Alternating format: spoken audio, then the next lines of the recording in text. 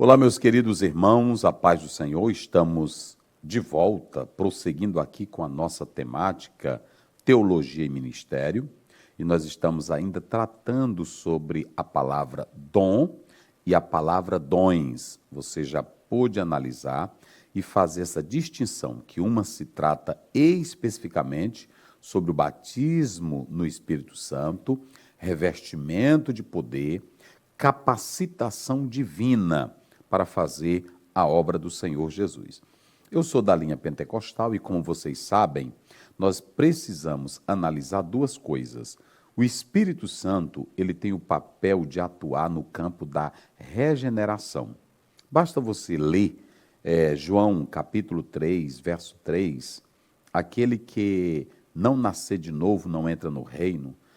João capítulo 3, versículo 5, está claro quando ele fala, tem que nascer da água e do Espírito. Quando você vai lá para 1 Pedro, se não me foge a memória, 1 Pedro 1, 23, ele diz, sendo de novo gerados, não da semente corruptível, mas da incorruptível, que é a palavra de Deus. Então você percebe que aqui o Espírito Santo, em João 16, do versículo 6 até o 8, você vê o trabalho do Espírito Santo no papel da regeneração, o nascer de novo. Então, o Espírito Santo, ele tem a ação de entrar em nós para gerar um novo homem. Mas há também uma outra atividade, há um outro papel, uma missão específica e precípua do Espírito Santo. Sabe qual é?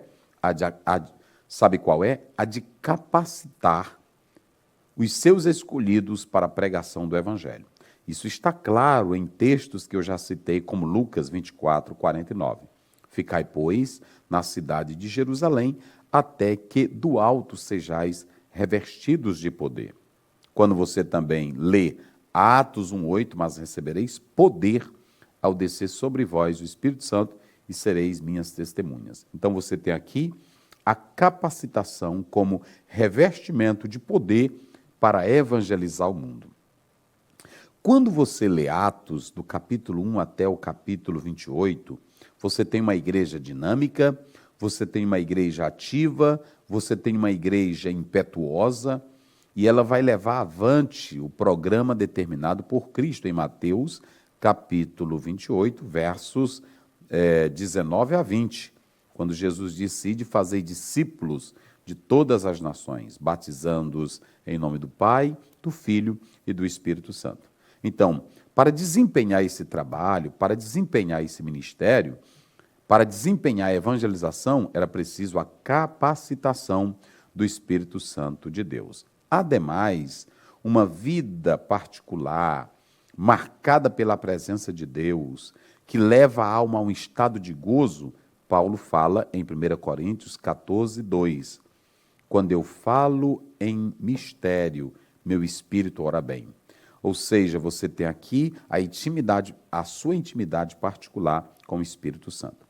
Mas há que se dizer que o Espírito Santo ele tem essas funções gloriosas, em especial duas. Ele vem para regenerar, atuar nesse processo e nos capacitar. E aí ele nos batiza com o seu poder para que nós possamos cumprir o ide do Senhor Jesus.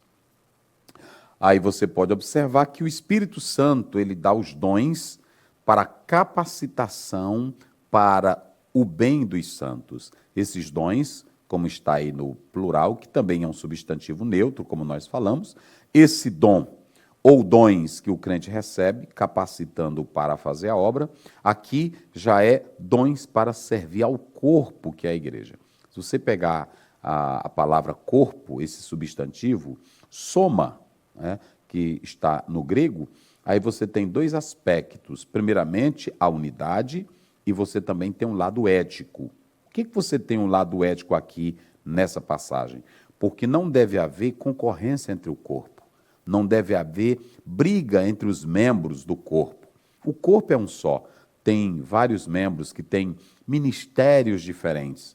Mas todos esses ministérios, esses dons que são dados pelo Espírito Santo, visam, objetivam alcançar a igreja do Senhor para a sua própria edificação.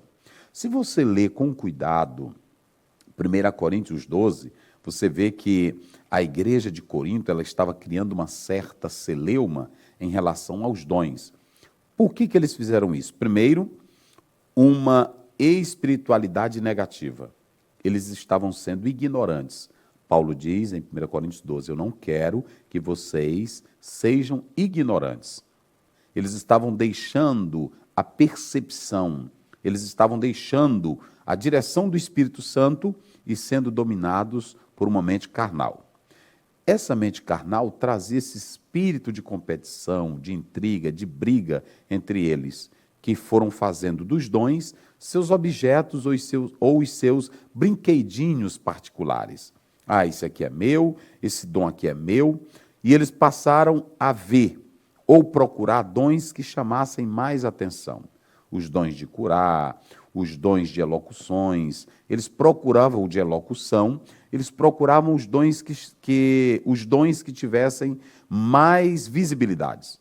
E isso trouxe problema, porque eles se esqueceram que todos os dons são dados pelo Espírito Santo e são dados para as necessidades presentes no corpo que é a igreja. Dons não são dados para exaltar um crente, dons não são dados para elevar, primeiro porque você já aprendeu que dons são dádivas, são presentes de Deus, não vem pelo teu merecimento. Não vem porque você é importante, não vem porque você é inteligente, não vem porque você merece, vem porque quem dá é o Espírito Santo para a necessidade do corpo. Então, já descarta terminantemente a ideia de que você tem um dom para glorificar alguém, para ser exaltado, de maneira nenhuma. Quando isso acontece, mostra o seu péssimo nível espiritual.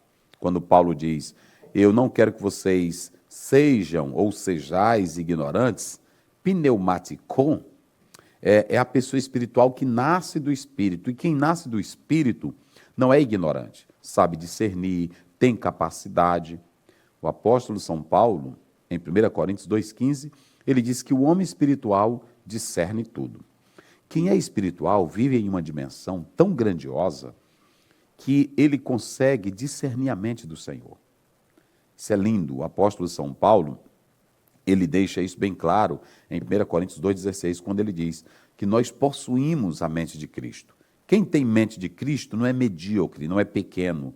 Quem tem a mente de Cristo é elevado. Quem tem a mente de Cristo tem amplitude, sabe o propósito para os quais os dons foram doados. Então, nós precisamos atentar para isso. E o mais importante é que você vai fazendo essa distinção entre dons e ministérios, ok?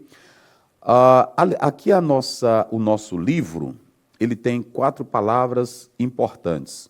A primeira, dons, nós temos vocação, talento e chamado. Elas estão relacionadas ao nosso ministério.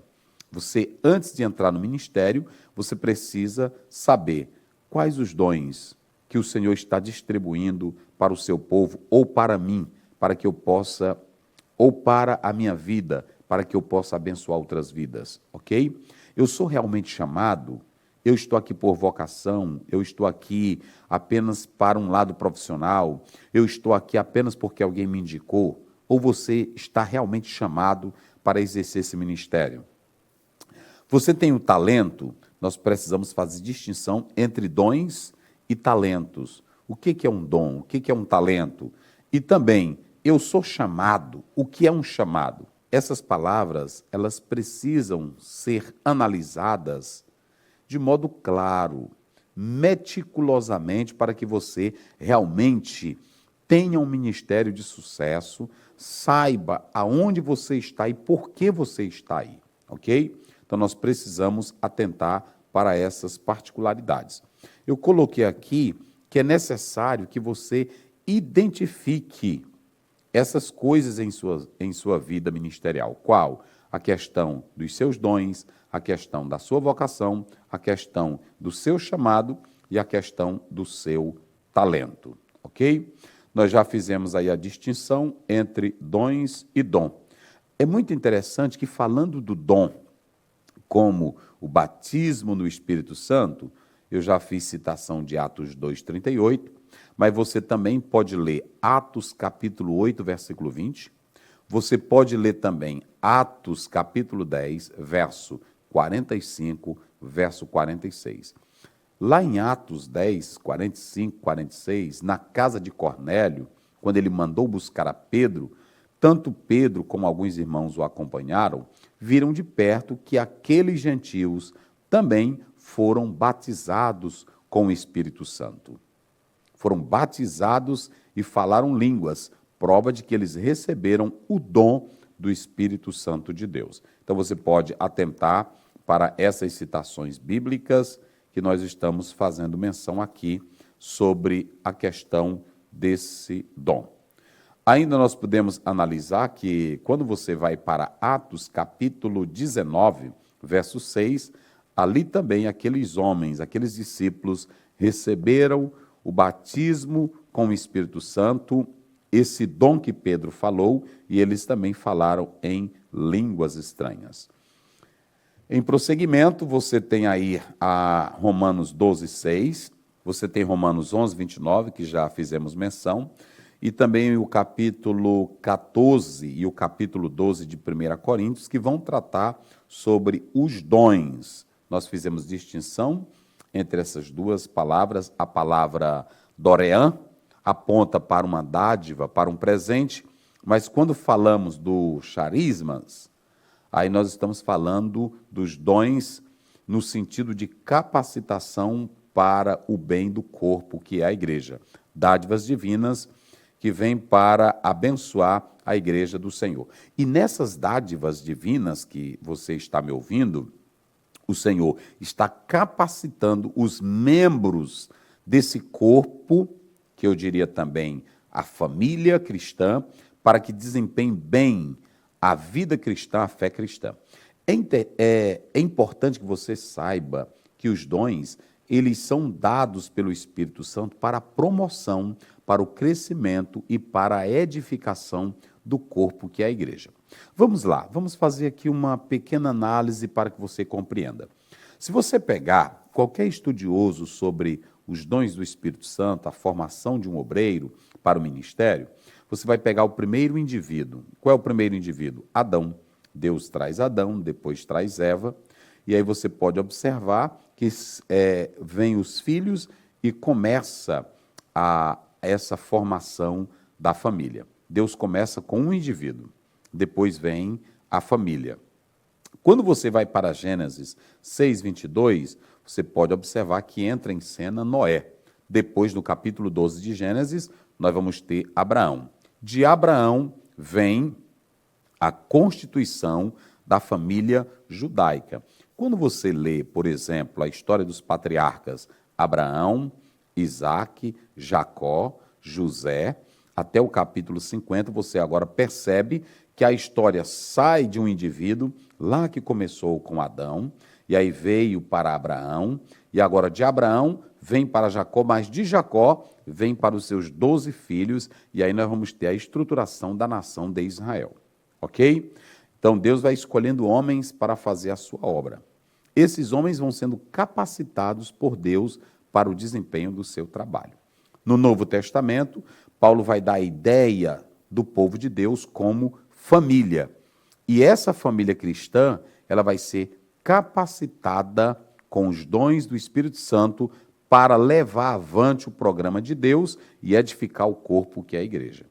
Qual é o propósito, pastor Zéu, de Deus capacitar, de Deus escolher? Simples. Você vê que aqui esses dons, eles vêm para a edificação da igreja, que é o corpo de Cristo. E aí, nós podemos analisar que vários teólogos, se vocês pegarem David Lean, em uma obra organizada pelo Stanley Orton, ele fala sobre a forma em que os dons estão pedagogicamente divididos ou enumerados.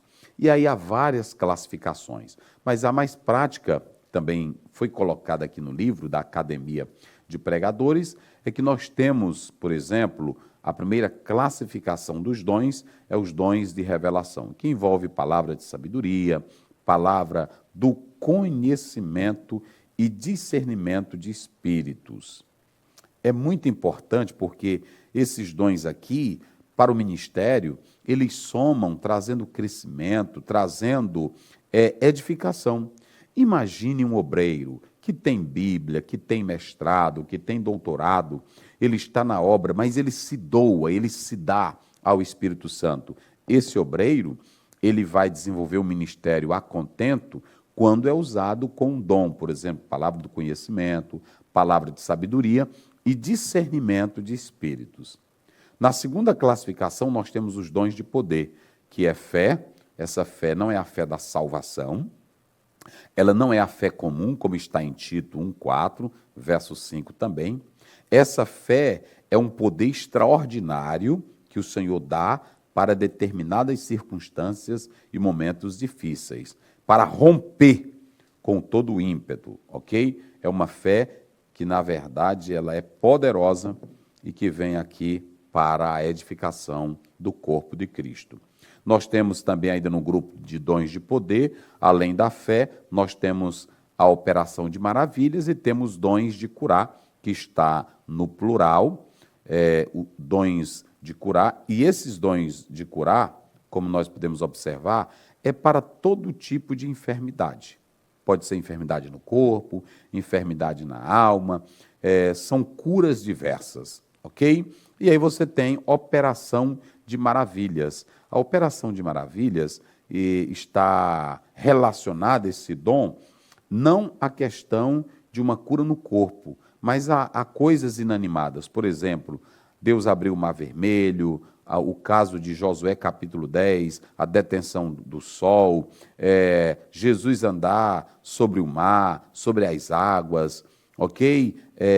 Parar a tempestade, tudo isso está relacionado à operação de maravilhas. E, por fim, nós temos os dons de locução, ou elocução, como muitos falam, que envolve variedade de línguas, envolve profecias e envolve interpretação de línguas. É claro que quando você lê a palavra do Senhor lá em Romanos capítulo 12, que trata de dons, Efésios capítulo 4, verso 11 e 12, que trata de dons ministeriais, e também 1 Coríntios 12, que trata dos dons sobrenaturais, você observa que não há na preocupação do apóstolo São Paulo qualquer objetivo ou desejo dele enumerar esses dons. Querido aluno, saiba de uma coisa muito importante. A enumeração ou a classificação, elas nascem de teólogos, teólogos que sistematizam esses saberes, essas conotações bíblicas, para facilitar a sua aprendizagem, o que não é pecado. Importante dizer que quando você lê o Salmo 19, aliás, o Salmo 119, você pode perceber que há diversas nomenclaturas. Por exemplo, há uma parte de versículos que aparecem assim: Aleph, Beit, Gimel, Dalet, He, Vav, Zain, Het, Tet, Yod, Kaf, Lamed, Mem, Nun, Samek, Ain, Pefet, Sad, Kof, Resh, Shim, Sin, Tav. Essas são consoantes hebraicas que elas vêm, sabe o quê? E divididas em seções para que fosse mais fácil a memorização. Então não há pecado nessa forma pedagógica, metódica, de se facilitar a memorização, a aprendizagem. Então, os teólogos fizeram essas classificações dos dons para que você aprenda de modo mais fácil sobre essa questão dos dons, e aí vem dons de poder, ok? Dons de operação de maravilhas, que envolve os dons de poder, e os dons de elocuções, ok? Ou de elocução. Então, você pode perceber que nós estamos falando sobre essas questões. Nós podemos analisar que há 3 passagens bíblicas ou clássicas que falam sobre os dons, que nós já falamos. Está aí na apostila, Romanos 12, 1 Coríntios 12 e também o capítulo 14, Efésios capítulo 4. Analisando 3 igrejas importantes que elas foram impactadas pelos dons. Aí você tem a igreja de Roma, você tem a igreja de Corinto e você tem a igreja de Éfeso. O que você tem nessa igreja de Roma. Você tem os dons que são dados para servirem uns aos outros. Esses dons em Roma, eles também são dados para servir até o mundo, pessoas do mundo. Isso está bem claro. Em Corinto, os dons eles estão dentro de uma perspectiva eclesiástica. É totalmente para o corpo, os dons sobrenaturais. Já em Efésios, os dons são dons tirados de dentro da igreja, homens que são dados homens que são dados ou doados como dons à igreja do Senhor Jesus. É muito importante que você, querido aluno, atende para essas 3 igrejas e analise essa questão dos dons na perspectiva de cada uma delas. Já observaram? Os dons foram dados à igreja de Corinto para a edificação do corpo, os dons espirituais, mas seus membros não souberam fazer bom uso desses dons. Já em Romanos, os crentes podem servir com os dons à igreja do Senhor Jesus, servir ao mundo. E Éfeso está tratando dos dons espirituais para o bem da igreja do Senhor. Então, medite nisso, que Deus nos abençoe para sempre. Amém.